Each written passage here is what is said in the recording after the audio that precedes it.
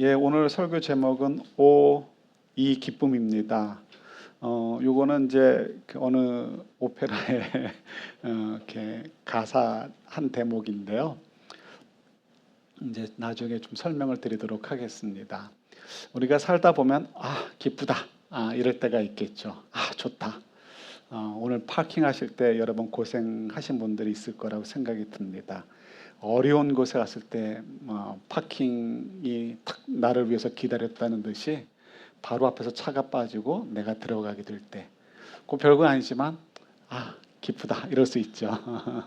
더 큰 것도 마찬가지가 될 수 있겠죠. 그런데 이런 기쁨이 이제 저절로 올 때도 있지만 요 기쁨, 좋다, 기쁘다라고 하는 것을 얻기 위해서는 이제 많은 것을 또 코스트로 지불을 해야 됩니다. 오늘 아침에 우리 학생 한 명이 올라왔어요. 이제 고3이죠. 근데 이제 학교를 마지막으로 정했다고 합니다. 그래서 이제 축하한다고 인사를 했습니다. 그때도 사실은 뭐예요? 학교가 딱 결정됐을 때, 기쁘다, 감사하다 이렇게 되는 것이죠.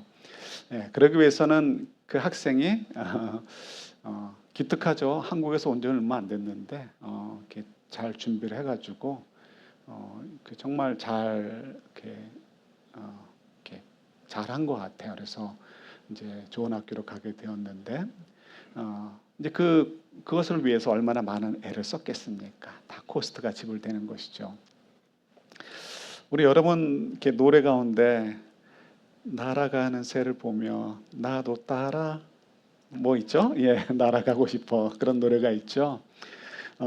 아마 그 노래 가사만이 아니라 이렇게 대부분의 분들이 날아가는 새를 보면서 나도 새처럼 날아가고 싶다 이렇게 생각을 하셨을 때가 있었을 것입니다. 좀 자유롭게 멀리 좀 다녀보고도 싶고 또 때로는 이렇게 갇혀 사는 나의 이런 그 삶의 좁은 이렇게 한계에서 벗어나고 싶은 그런 이제 마음의 소원이 있기 때문이죠. 네, 소원입니다. 우리가 날아갈 수 있다면 이 기쁨 할 수 있겠지만 우리가 그렇다고 해서 날아가기 위해서 코스트를 지불할 때 내가 새가 되겠다라고 할 수 있는 사람은 아무도 없습니다. 그죠? 새가 되는 것보다는 불편해도 인간으로 사는 게 훨씬 좋기 때문이죠. 이런 경우에는 지불해야 되는 대가가 얻게 되는 유익보다 훨씬 크기 때문에 그냥 상상으로 하고 지나칠 뿐이지 정말 새처럼 날고 싶다라고 이렇게 우리 인생을 걸지는 않습니다. 또 때로는 이제 우리 학생이 대학을 가기 위해 애를 쓰는 것처럼 지불하는 대가가 많이 있지만 그러나 또 얻는 유익이 그만큼 또 크기 때문에 노력하는 경우도 많이 있죠. 예를 들어서 트레킹을 좋아하는 분들이 있습니다. 산을 올라가서 걷는 걸 좋아하는 분이요. 그런 분들의 버킷 리스트 가운데는 네팔에 있는 히말라야 그 고봉을 가가지고 그 높은 데를 걷는 것, 한 주, 두 주 이렇게 걷는 것을 아주 굉장히 이렇게 원한다고 합니다. 그래서 버킷 리스트에 집어넣고 있는 것이죠. 제가 아는 분한테 얘기를 들었습니다. 그래서 누구를 얘기하시더라고요. 그분 저도 얼굴만 봤고 뭐 깊게 사귐이 있는 분은 아닙니다. 그런데 그 부부가 굉장히 이 트레킹을 좋아하시는 부부예요. 그래서 이제 60대 버킷리스트 중에서 하나를 끄집어냅니다. 그게 뭐냐면 네팔의 히말라야 그 고봉이 있는 곳에 가서 2주 동안 걷다가 오는 것이죠. 근데 뭐 그 비행기 티켓 주고 뭐 어드미션 준다고 해서 그냥 가는 게 아니죠. 체력을 길러야 되잖아요. 그래서 2주 동안 걷는 것을 이렇게 걸을 만한 체력을 기르기 위해서요. 그분들이 여러 가지 노력을 했습니다. 그 중에 이제 제 기억나는 얘기가 뭐냐면 이것입니다. 그분들 교회가 이제 댁에서 교회까지 거리가 걸어서 한 2시간, 편도 2시간 정도 가까이 걸리는 그런 거리래요. 굉장히 멀죠. 그런데 이분들이 새벽 기도를 가시면서 갈 때 올 때 전부 다 부부가 걸어서 다니셨다는 거예요. 6개월 동안은. 그러니까 히말라야에 가서 즐기다 오시는 거죠. 이런 거 보면서 우리야 뭐 여러분들 중에 어떤 분은 그런 기회가 오면 선택할 분도 있고 어떤 분들은 선택하지 않겠죠. 이런 경우는 뭐 알아서 하되, 그러나 누가 이것을 선택하든 선택하지 않든 우리 모두가 다 수긍할 만한 비슷한 양의 투자와 또 얻는 것이 있는 그런 이야기가 될 수 있겠죠. 자, 이제 저희들이 주목할 부분은 이것입니다. 우리가 이렇게 투자 혹은 저희들이 애쓰는 것, 노력하는 것보다 훨씬 많은 유익을 얻게 된다면 그거를 포기하는 사람이 있겠습니까? 없겠죠. 그것을 포기한다면 정말 어리석은 사람이겠죠. 뭐 여러 가지 얘기할 수 있겠지만 그냥 우리 믿음에 관한 얘기를 하면 좋을 것 같습니다. 믿음이 사실 그렇습니다. 우리가 이렇게 예수님으로 말미암아 성령 세례를 받습니다. 예수님께서 성령 세례를 저희들에게 주셔요. 성령 세례를 받으면 저희가 어떻게 해요? born again 하게 되는 것이죠. 그리고 우리 안에 성령이 거하십니다. 그래서 우리가 이제 하나님에 대해서 알아가기 시작을 하고 믿음의 삶을 시작하게 되는 것이죠. 그래서 그 다음부터는 성령께서 우리를 이끌어 주시면서 저희들도 그 이끄심에 맞춰서 발맞춰서 믿음을 따라 살아감을 통해서 점점 더 높은 수준의 믿음으로 자라게 되어지고, 또 하나님께서 기대하시는 더 멋지고 아름답고 더 귀한 복의 근원의 역할을 감당하는 인생을 살아가게 됩니다. 그러니까 이것은 믿음은 얻게 되는 것은 거저 얻지만 믿음을 받은 다음에, 허락된 다음에 믿음을 따라서 살아가서 인생의 어떤 열매를 맺게 될 것이냐는 거저 먹는 것은 아니라는 것이죠. 그 다음부터는 어떻게 해요? 저희들이 두려움을 이기고 유혹을 이기고, 성경에서 자꾸 그런 말씀하시잖아요. 두려움을 이겨라, 유혹을 이겨라, 죄짓지 말라. 그래서 어떻게 하라고요? 성령의 인도하심을 따라가서 하나님이 우리에게 기대하시는 그 기뻐하실 만한 열매들을 잘 맺으라는 것이죠. 그러면 어떻게 하신다? 하나님께서 칭찬하시고 상 주신다는 거예요. 그것이 성경의 가르침이고 우리 인생의 어떤 중요한 방향이 되는 것이죠. 자, 그런데 그것이 쉽지가 않습니다. 예를 들어서 우리가 누가복음 14장에 보시면 이제 예수님의 그 놀라운 이적들과 말씀들에 감동이 되어가지고 많은 사람들이 예수님을 따라다니게 되었습니다. 예수님을 따라다닌다는 것은 그냥 졸졸 따라다닌다는 의미가 아니고요. 예수님의 가르침을 따라 살겠습니다. 그러니까 예수님의 제자가 되겠습니다라고 이제 따라다니는 거예요. 그러니까 우리 예수님의 제자 그러면 12제자만 생각할 수 있는데요. 그는 굉장히 좁은 의미로 얘기할 때 예수님의 제자를 12명이다라고 얘기하고요. 일반적으로 예수님의 제자다 그러면 믿는 모든 사람들, 저희들도 다 포함해서 우리들도 예수님의 제자인 거예요. 그죠? 차이가 있다면 저는 남자 제자, 여러분들은 어떤 분들은 여자 제자, 어떤 분들은 남자 제자, 뭐 이 정도 차이 있을 뿐이지 다 이제 예수님의 제자들인 것이죠. 그런데 이 예수님의 제자가 된다는 것은 쉽지가 않습니다. 그래서 이렇게 누가복음 좀 전에 14장 말씀드렸는데, 누가복음 14장에 보시면 예수님을 쫓아다니던 사람들이 많았는데요. 찾아보진 않을 거예요. 근데 25절에 보면 그 사람들을 향해서 예수님께서 하시는 말씀이 있습니다. 이제 그 말씀이 이제 오늘 조금 좀 살펴보려고 하는데요. 우리 먼저 33절 말씀 한번 보도록 할까요? 같이 봤습니다. 그러므로 이와 같이 안 떴나요? 예. 그러므로 이와 같이 너희 가운데서 누구라도 자기 소유를 다 버리지 않으면 내 제자가 될 수 없다. 이런 말씀하시죠. 여기서 보면 자기 소유, 그러니까 재산을 우리는 흔히 생각을 합니다. 물질, 머니 이런 걸 생각하는데요. 이런 단순히 그런 의미가 아니에요. 자, 우리 이제 26절, 27절 볼게요. 같이요.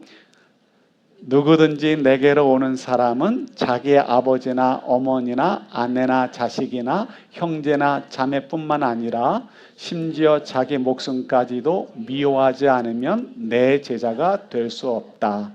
누구든지 자기 십자가를 지고 나를 따라오리 내 제자가 될 수 없다. 아멘. 우리 이제 33절에 자기 소유를 버리지 아니면 하면 이게 벌써 이제 우리는 여기서 걸리는데, 이건 사실은 굉장히 이제 유치한 수준의 사람들이 생각하는 거고요. 예, 그죠? 너무 돈 이렇게 사는 사람들한테 걸리는 이야기고, 사실은 이제 더 폭넓은 의미로 26절과 27절의 내용으로 보셔야 돼요. 26절과 27절을 보면 이제 근본적인 걸 얘기하시는 거죠. 우리가 흔히 생각할 때는 내가 돈을 제일 사랑하는 것처럼 느껴요. 많은 사람들이. 그렇지만 돈을 사랑하는 것조차도 누구 때문에 사랑하는 거죠? 자기 자신이에요. 나 자신. 그죠? 그래서 사람들에 있어서 나는 내 자식을 위해서 내 목숨까지도 아깝지 않아. 예, 맞는 말이에요. 우리 다 그렇게 살아갑니다. 그렇지만 사실은 내 자녀를 위해서 나는 내 목숨까지도 아끼지 않아 라고 하는 그 부모님의 순수한 마음이 있음에도 불구하고 그 부모님들조차도 누구를 제일 사랑해요? 자기 자신이에요. 그래서 예수님께서 말씀하실 때 내 이웃을 어떻게 사랑하라? 내 몸과 같이 사랑하라. 네 자식같이 사랑하라가 아니고 내 몸과 같이 사랑하라. 그 이야기는 뭐냐면 정말 우리 모든 존재들이 가장 사랑하는 존재는 자기 자신인데 그 자기 자신을 사랑하는 마음, 그 최고의 마음으로 다른 사람을 사랑하라라고 예수님 말씀하시는 거죠. 그 이야기는 예수님이 그 말씀에서도 자기 애에 너무 빠져 살지 말 것을 말씀하시는 거고 자기 애, 자기 사랑하는 거를 내려놓으라라고 말씀하시는 것이죠. 근데 오늘 다시 누가복음 14장 읽은 26절, 27절도 마찬가지예요. 뭐 부모를 미워하고 자녀를 미워하고 자기를 미워하고 이 미워한다는 거는 부인한다는 것을 얘기하는데 다른 말로 표현한다면 이것이죠. 예수님보다 나를 사랑하면 어떻게 되는 거예요? 예수님보다 나를 사랑하게 되면 예수님 말씀을 순종하게 돼, 안 하게 돼요? 안 하게 되죠. 예. 어떻게 원수를 사랑할 수 있겠어요? 나를 사랑하는데. 나를 사랑하는데 어떻게 오리를 가자르면 십리를 가주겠어요? 나를 사랑하는데 누가 나한테 겉옷을 달라고 그러면 옳거니 주고 내 속옷까지 벗어주겠어요? 나를 사랑하지 않고 나를 내려놓고 예수님을 사랑하고 예수님의 말씀에 순종해야지라는 그러한 제자의 마음, 그게 제자의 마음이라는 거예요. 그런 마음으로 살아갈 때 예수님의 말씀에 순종할 수 있단 말이에요. 그죠? 그래서 진짜 제자라는 것은 그냥 옆에서만 딸랑딸랑 하면서 쫓아다니고 뭐 예수님 최고예요 최고예요 말만 하고 그리고는 이제 예수님의 가르치면 상관없이 내 마음대로 사는 것, 그게 아니고 어떻다고요? 정말 진심으로 주님의 말씀을 받아들여서 나보다 이제 덜 사랑하는 나머지 부분들은 더 말할 것도 없죠. 주님 안에서 사랑하고 주님과 대척되는 부분일 때는 그를 포기하고 내려놓을 수 있는 것. 주님께 나의 모든 것을 내려드리는 것, 따르는 것이 그것이 이제 주님의 제자들이다라고 이야기하고 계시는 거예요. 어려워요. 그래서요.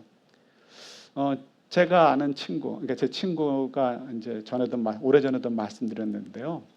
아버님이 이제 대구에서 굉장히 큰 부자예요. 그래서 이제 한 20년 전쯤에도 이제 하버드에서 공부하고 이제 저희 총신 나오고 하버드 나오고 옥스퍼드에서 박사학위 땄는데도 그래서 한국에 교수 들어갔는데도 이제 아버님이 하는 얘기가 뭐냐면 야, 그 교수에서 뭐 하냐? 집에 와서 재산 관리나 하지. 이렇게 얘기할 정도로 어마어마한 부자이신 거예요. 근데 그분은 믿음이 없어요. 그래서 이 친구가 고등학교 때 친구 따라 교회를 갔다가 이제 뭐 어떻게 기도하다가 그냥 은혜를 체험하게 됐어요. 그래서 나는 이제 하나님께서 부르시는 대로 살아야 되겠다라고 반응을 하고 살다가 신학교 가야 되겠다는 마음이 생겨서 신학교로 오게 된 거예요. 그러니까 아버지가 난리가 난 거죠. 기껏 잘 키웠더니 갑자기 신학교 간다고 하니까. 그래서 너 신학교 가려면 아버지와 연을 끊어라. 너 이제 재산이고 뭐고 하나도 없다. 그러니 연 끊는다. 호적 판다. 했는데도 불구하고 이제 이 친구가 저는 이렇게 신학교를 가겠습니다. 이렇게 하고서는 이제 신학교를 가게 된 거예요. 이런 경우가 뭐라고요? 아버지를 미워하는 거. 근데 그렇다고 아버지를 헤이트한다는 의미가 아니에요. 그 일에 관해서 동의하지 않고 하나님의 뜻, 예수님의 뜻을 따라 살겠습니다라는 의미를 미워한다는 표현으로 하는 거예요. 내 자신이 하나님의 뜻을 순종하지 못하고 막 죄짓는 모습 때문에 막 미워요. 오늘 찬양 가사처럼 예수님을 문 밖에 자꾸 세워놓는 나의 모습이 수치스럽고 죄스러워요. 그렇다고 내 자신을 미워하는 게 아니고 뭘 탓하는 거예요? 나의 그런 부분들을 미워한다는 것, 바꾸려고 하는 것.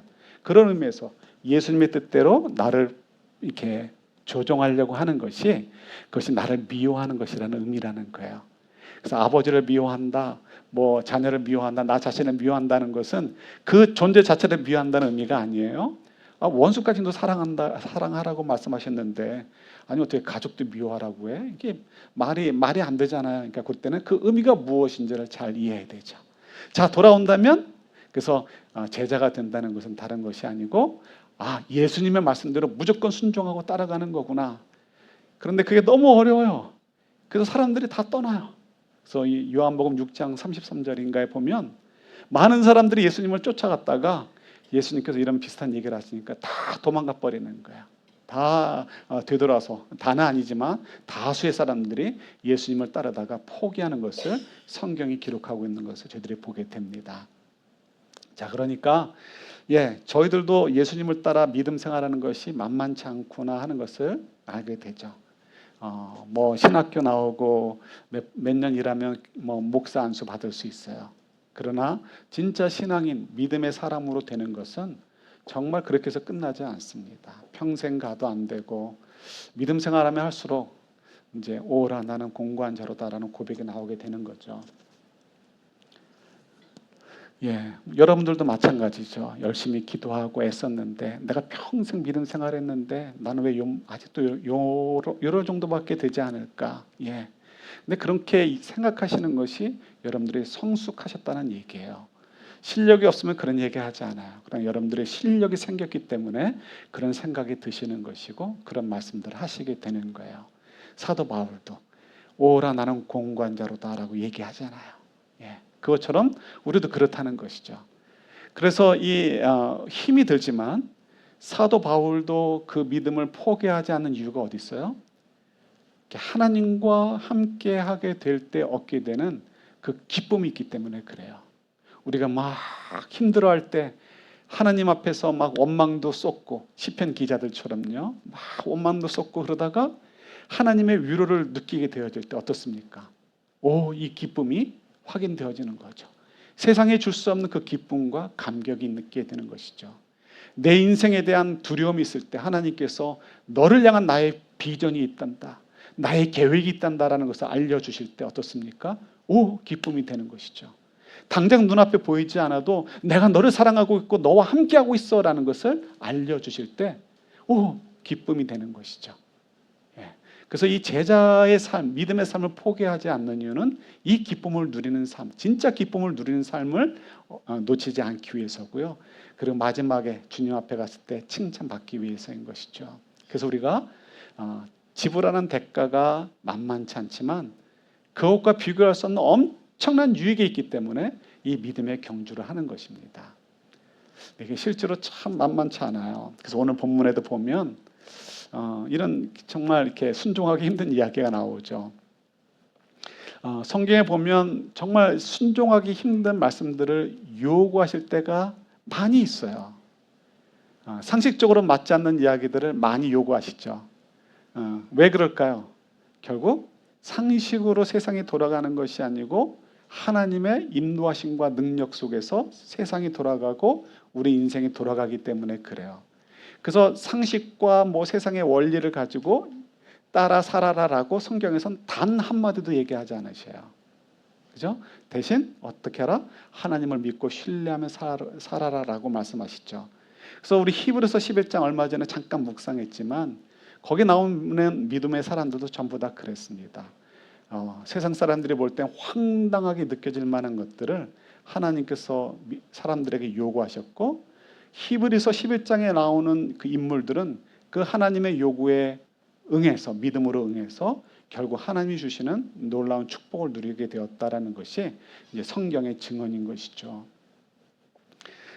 저는 그 중에서 정말 순종하기 힘든 일들이 많이 있다라고 생각하는데 몇 손가락 안에 드는 것 중에 하나가 호세아의 이야기입니다. 하나님이 이제 호세아 선지자에게 나타나셔서 오늘 본문 말씀대로 얘기하시는 것이죠. 호세아야, 호세아야. 그러니까 아마도 젊은이예요. 결혼하기 전이고. 그러니까 막 오늘날로 얘기하면 신학교를 막 졸업한 젊은 신학생이다라고 해도 좋을 것 같아요. 근데 그에게 찾아오셔가지고 야, 너 가서 장가 가야지. 그런데 어느 집에 누가 참 참하다 이렇게 얘기하지 않으시고요. 음란한 여인, 음란한 여인을 너의 여인으로 맞아서 결혼해라라고 말씀을 하십니다. 우리가 그냥 쑥 지나가지만 여러분 순종하실 수 있겠습니까? 네, 쉽지 않을 것 같아요. 정말 어려울 것 같아요. 특히 우리가 인생을 살아오면서 믿음이 어느 정도 성장하기 전에 젊은 나이엔 더 만만치 않을 것 같아요. 저희들도 나이가 좀 있고 인생에 좀 살아온 사람들도 여러분들의 자녀가 우리가 통상적으로 받아들일 수 없는 사람과 결혼한다 그러면 하나님께서 이렇게 인도해 주시는 것 같아요. 나 그래서 이 사람과 결혼하려고 해요라고 한다면 여러분들 그래 그렇게 해라라고 대답하실 수 있으시겠습니까? 이게 정말 어려운 이야기입니다. 그런데 하나님께서는 호세아에게 그런 명령을 내리셨고요. 그래서 호세아의 인생을 통해서 메시지를 전달해 주십니다. 도망가면 그 여인을 다시 찾아가서 그 여인을 데리고 사는 사람한테 돈을 지불해주고 내 와이프를 찾아오는데도 돈을 지불해주고 다시 데려오고 또 도망가면 가서 돈 지불해주고 데려오면서 계속해서 이 여인과 함께 사는 모습을 보여주시는 것이죠. 그걸 통해서 이제 하나님께서는 이스라엘 백성 너희들이 지금 이런 여인과 같고 내가 너희들 향해서 참고 있는 것은 바로 호세와 같은 것이다라고 이제 말씀해 주고 계셔요. 그것이 이제 호세아에서의 메시지입니다. 그러면서 하시는 말씀이 이제 6장이나 이런 곳에서 여호와를 이렇게 알라. 여호와를 알자. 열심히 여호와를 알자라고 이제 말씀을 하시죠. 근데 여호와를 알자라는 것은 뭘 가지고 안다는 거예요? 다른 것이 아니고 여호와를 안다는 것은 하나님이 얼마나 우리를 향해서 신실한 사랑을 가지고 계시고 우리를 구원하시고 우리 인생을 책임져 주시는 참된 능력이 있는지를 알자. 그러니까 알자라는 것은 그냥 아는 것이 아니고 정말 믿고 살자라고 이제 호세아서를 통해서 도전해 주시는 것이죠. 그래서 여호와의 능력으로 구원해 주시는 것도 유다를 통해서 남유다를 통해서 확증해 주시고 그다음에 이 이스라엘 백성들을 향해서도 나중에 회복해 하시겠다는 약속을 통해서 내가 너희들을 정말 사랑하고 있다라는 것을 확인시켜 주신 것을 보게 됩니다. 이제 그걸 통해서 이스라엘 백성들도 야, 믿음 생활이 힘들지만 믿음의 경주를 포기하지 말아라. 믿음의 삶을 포기하지 말아라라고 격려해 주시는 것이죠.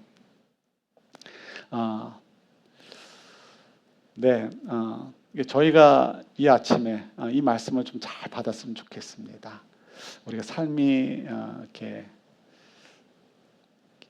어려운 부분들이 있죠. 힘든 부분도 있고요. 그럴 때 해결하는 방법으로 내가 그래도 아프리카에 사는 사람들보다 낫지 혹은 내가 쟤보다 낫지 이런 식으로 비교하면서 위로받으려고 하지 마셔요. 그러지 마시고 하나님이 지금 나를 얼마나 사랑하시는가 그리고 그 하나님이 지금 내가 다 이해하지 못해도 얼마나 그 크신 능력으로 인도하고 계시는가를 우리가 잘 이해하고 믿고 그 믿음을 따라 살기 위해서 애쓰셔야 되는 것이죠. 그죠? 그래서 그런 삶을 살 때 저희 삶에서 이 기쁨이 나오고 또 우리가 사는 곳 주변에서도 저희들을 통해서 이 기쁨이라는 말이 나오게 되는 것이죠. 지난 주말에 엊그제요. 이제 금요일 날 저녁에 오페라를 보고 왔습니다. 몇몇 성도분들하고요. 이제 마침 우리 이렇게 우영 형제님이 저하고 아내한테는 이제 티켓을 보내주고 여러분들한테는 또 많은 그 할인율로 이렇게 사실 수 있게 됐잖아요. 그래서 평소에 앉을 수 없는 좋은 자리, 아마도 제일 좋은 자리 같아요. 그런 자리에 앉았습니다. 그랬더니 정말 느낌이 다르더라고요. 저나 이제 우리 같이 가신 성도님들도 제에서 한 두세 줄 뒤에 앉아서 이렇게 보셨는데 전부 빠져가지고 처음으로 드라마를 보는 것처럼 시간 가는 줄 모르고 보았어요. 너무너무 재밌게 봤는데 내용은 여러분 잘 아시는 거예요. 라트라비아타인데 이제 뒤마 이제 우리 남자분들은 어렸을 때 여러 번 읽은 책들 있죠. 삼총사 이런 거. 그런 책을 쓴 사람도 뒤마. 근데 아버지 뒤마고 그의 아들이 이제 춘이라는 책을 썼습니다. 일본식 이제 표현으로 춘인데 이 책을 이제 오페라로 각색을 한 게 라트라비에타입니다. 뭐 굳이 한국말로 번역하면 뭐 타락한 여인 뭐 이런 거예요. 그래서 그 주인공은 고급 창녀입니다. 근데 이제 우리가 아는 뭐 그런 유는 아닌 것 같아요. 옛날 유럽 사회 속에서 귀족 사회 속에서 이제 파리 문화가 있고 그 파티를 좀 주도하고 또 그런 가운데서 이제 분위기도 띄우고 그리고는 이제 뭐 이렇게 이제 필요하면 많은 돈을 받고 자기 몸을 파는 이제 그런 여인인 것이죠. 근데 이 여인이 이제 폐병이 있습니다. 그래서 폐병이 있다가 이제 회복이 돼가지고 그걸 축하해주는 파티로 이제 이 오페라가 시작이 되어집니다. 그때 이제 우리가 잘 아는 형제가 남자 주인공인데 한쪽에서 이렇게 가만히 서가지고 이 여인을 계속 쳐다봅니다. 그러니 사랑에 빠져 있다는 것을 표현하는 거죠. 사랑에 빠져가지고 이 여인과 사랑을 나누게 됩니다. 그래서 여인이 이 남자를 쫓아서 지방으로 내려가서 자기 모든 직업을 이제 포기하고 이제 그곳에 내려가서 지내게 됩니다. 그런데 이제 이 사실을 그 남자의 아버지가 찾아오게 되죠. 왜냐하면 남자의 집은 아주 큰 귀족 집안은 아니지만 그래도 며느리가 그 유명한 누구누구래라고 하면 아들의 인생도 걸림돌이 걸릴 것이고 또 지금 혼사가 왔다 갔다 하고 있는 이제 딸의 혼사 문제도 걸림돌이 될 것이다라는 것 때문이었습니다. 그래서 이제 아버지가 찾아가 가지고 나름 나이스하게 이렇게 용서를 구하면서 자기 아들을 떠나달라고 부탁을 합니다. 그랬더니 여인도 정말 나이스하게 우리 한국의 막장 드라마 같지 않고요. 나이스하고 멋있게 또 자기의 사랑을 표현합니다. 그랬더니 그래도 이제 아버지 입장에서는 어쩔 수 없으니까 이제 이렇게 생각한 것이 있으니까 이제 사정을 하면서 아들을 떠나달라고 부탁을 합니다. 그랬더니 이 여인이 정말 그 아들을 사랑하니까 결국 떠나게 되었습니다. 그리고는 이제 다 생략하고요. 오해를 낳게 돼서 이제 서로 이제 좀 안 좋은 감정을 가지고 지내게 된 것이죠. 이제 마지막 장에 가서 이런 장면이 나옵니다. 여인이 혼자 하얀색 가운을 입고 잠옷을 입고 침대에 누워 있습니다. 폐결핵이 도져가지고 이제 죽을 날이 다가온 거예요. 일을 하지 않으니까 이제 짐을 팔아가지고 이제 생계를 유지해야 되죠. 다 팔아버리고 이제 아무것도 남지 않은 상태입니다. 그때 이제 한 통의 편지가 그 여인의 손에 잡혀져 있습니다. 언제일지 모르지만 그 아버지가 아들과 함께 자기를 찾아와서 용서를 구하겠다라는 것입니다. 근데 언제 올지 모르는 거죠. 근데 자기가 생각해도 자기가 이제 곧 죽을 것 같아요. 불안해합니다. 다시는 못 만나고 죽나 보다 할 때 드디어 아들이 찾아옵니다. 그리고는 오해를 풀고 용서를 구하고 또 이 여인은 정말 또 아주 성숙하게 그 사랑 때문이겠죠. 그 용서를 받아주고 사랑을 서로 확인합니다. 그리고 아버지가 등장하죠.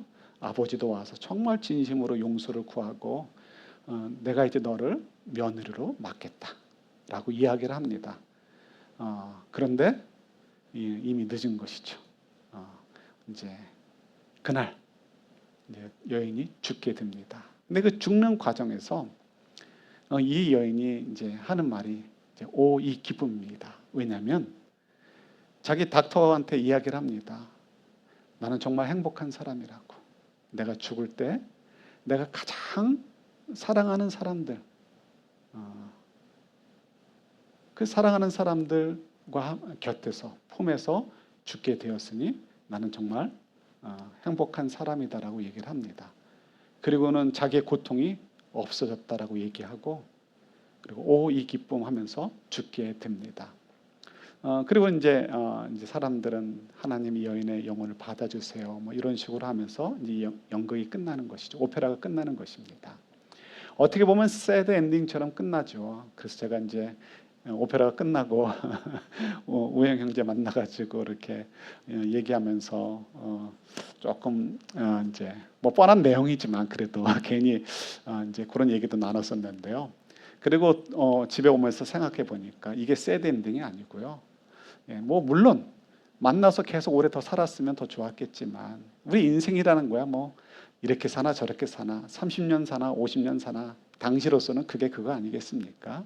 근데 그 속에서 그 참된 그 화해가 있어지고 정말 서로를 용서해 줄 수 있고 사랑해 줄 수 있고 축복해 줄 수 있고 품어 줄 수 있고 이해해 줄 수 있는 속에서 생을 마감할 수 있다라는 것은 진짜 행복한 죽음이구나 하는 것을 생각해 보게 되었습니다. 그 스토리의 마지막이 너무 아름다운 것이죠. 이 기쁨이 여인만의 고백이 아니고 그 자리에 참석한 모든 분들이 할 수 있는 고백인 것이죠.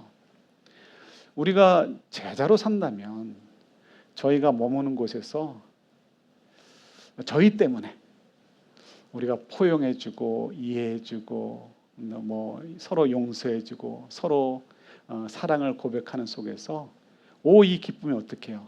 터져나와야죠. 터져나와야죠. 그죠? 네. 과연 근데 저희들이 있는 곳에서 이런 이 기쁨이 터져나오냐는 거예요.